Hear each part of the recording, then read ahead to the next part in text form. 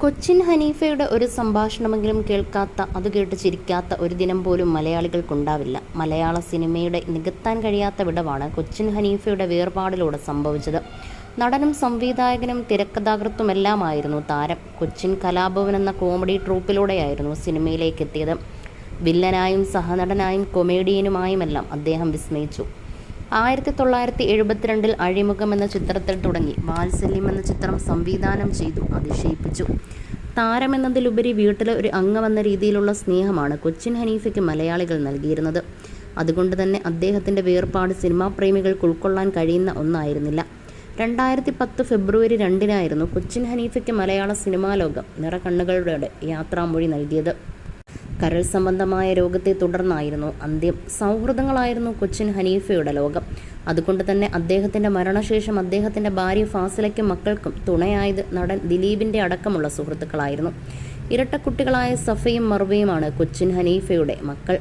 അദ്ദേഹം മരിക്കുന്ന സമയത്ത് ഇരുവരും ചെറിയ കുട്ടികളായിരുന്നു. അടുത്തിടെ നടൻ്റെ മക്കളുടെ ഏറ്റവും പുതിയ ചിത്രങ്ങൾ വൈറലായിരുന്നു. രണ്ടുപേരും ഇപ്പോൾ കൗമാരപ്രായക്കാരാണ്. ഏറെ നാളത്തെ പ്രാർത്ഥനകൾക്കൊടുവിലാണ് ഹനീഫയ്ക്കും ഫാസിലയ്ക്കും ഇരട്ട കുഞ്ഞുങ്ങൾ പിറന്നത്.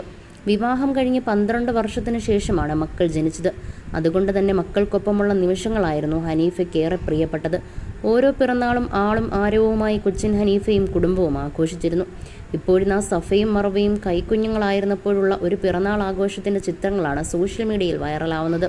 കൊച്ചിൻ ഹനീഫയുടെ കുടുംബത്തിൻ്റെ വർഷങ്ങൾ പഴക്കമുള്ള ചിത്രങ്ങൾ സെലിബ്രിറ്റി ഫോട്ടോഗ്രാഫർ ജയപ്രകാശ് പയ്യന്നൂരാണ് സോഷ്യൽ മീഡിയ വഴി പങ്കുവച്ചത്.